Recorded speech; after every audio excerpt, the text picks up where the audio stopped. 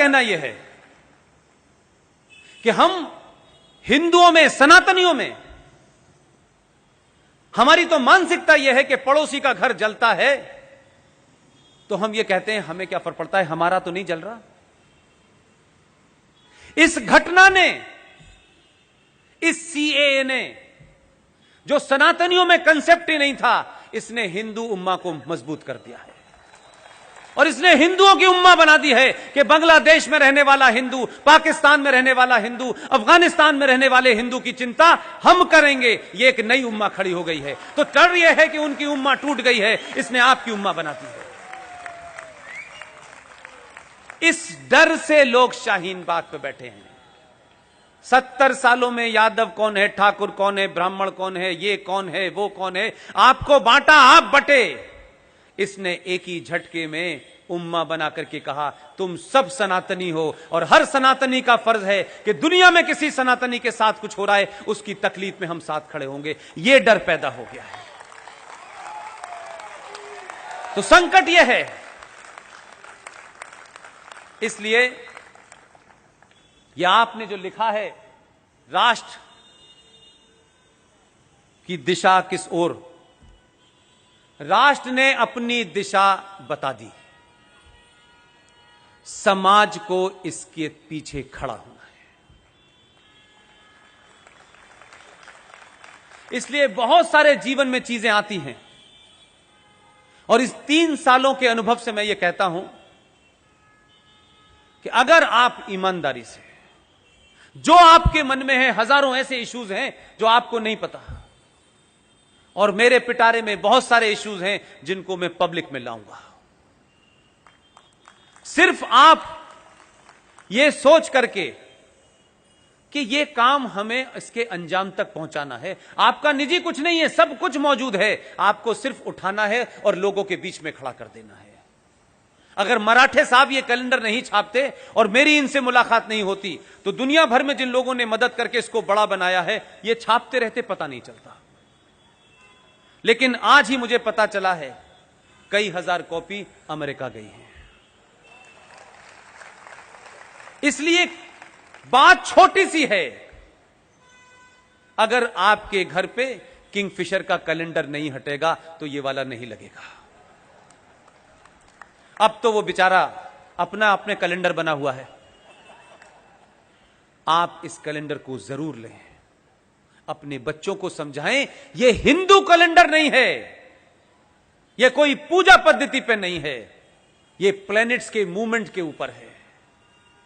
जैसे आपके पड़ोस में एक राज्य है, उस राज्य में भी बड़ी गुंडागर्दी थी। आपने तो आदमी गुजरात से भेज दिया था, लोगों ने उसे गालियां दी, उसके बारे में सवाल खड़ा किया। इसलिए मैं उसका जिक्र इसलिए करना चाहता हूं कि आपकी सभा में कोई ईमानदार, मुसल्लत ईमान वाला मुसलमान बैठा हो तो खड़े होकर मुझे टोक देना कि मैं इस्लाम का और कुरान का गलत हवाला दे रहा हूं। कुरान मजीद में एक आयत है, आयत समझते हैं जो वर्सेस होती है, एक आयत है, उसका नाम है सूरे निसा।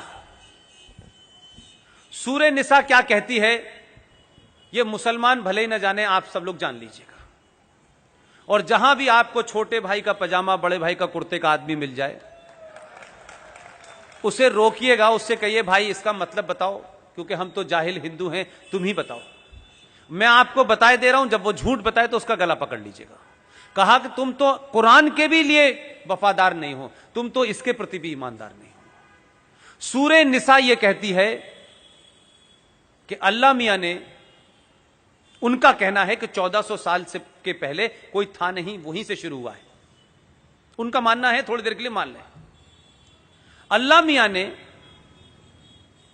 जब आदम और हव्वा के माध्यम से सृष्टि क्रिएट की और कहा कि तुम नीचे जाओ, तो जो लोग अल्लाह पे ईमान रखते थे उनके ऊपर मुसल्लत ईमान मीन्स होता है कंप्लीट ईमान, थोड़ा बहुत नहीं।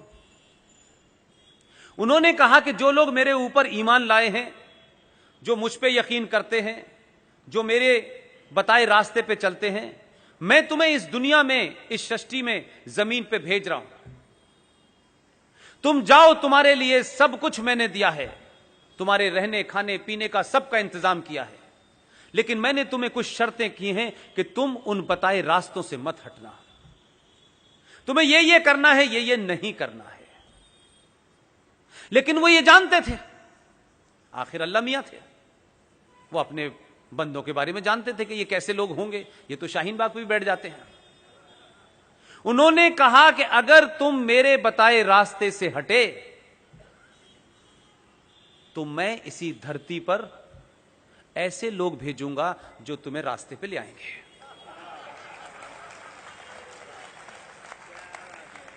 उस सूरे निसा में यह नहीं लिखा हुआ है कि मैं आरिफ भाई को भेजूंगा, रफीक भाई को भेजूंगा। उन्होंने न नाम बताया, न शक्ल सूरत बताई। उन्होंने यह भी नहीं कहा कि वो आदि आस्तीन का कुर्ता पहनेगा। उन्होंने भेजा है। और जो बार बार सुबह से लेकर शाम तक कहते हैं रब्बुल आलमीन, इसका मतलब जानते हैं आप लोग? नहीं जानते। ये जो सृष्टि है, जो ब्रह्मांड है, जो यूनिवर्स है, इसे कोई ईश्वरी शक्ति चला रही है। ये सूरज का निकलना, ये हवा होना, ये पानी बरसना, जो कुछ भी होता है, मेरा आपका यहां बैठना भी, मुझ जैसा आदमी यह मानता है कि यह उसी शक्ति के कारण है।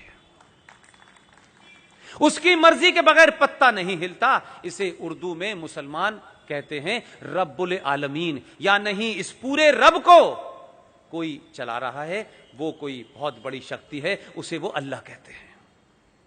उसकी मर्जी के बगैर कुछ नहीं होता मेरे भाई।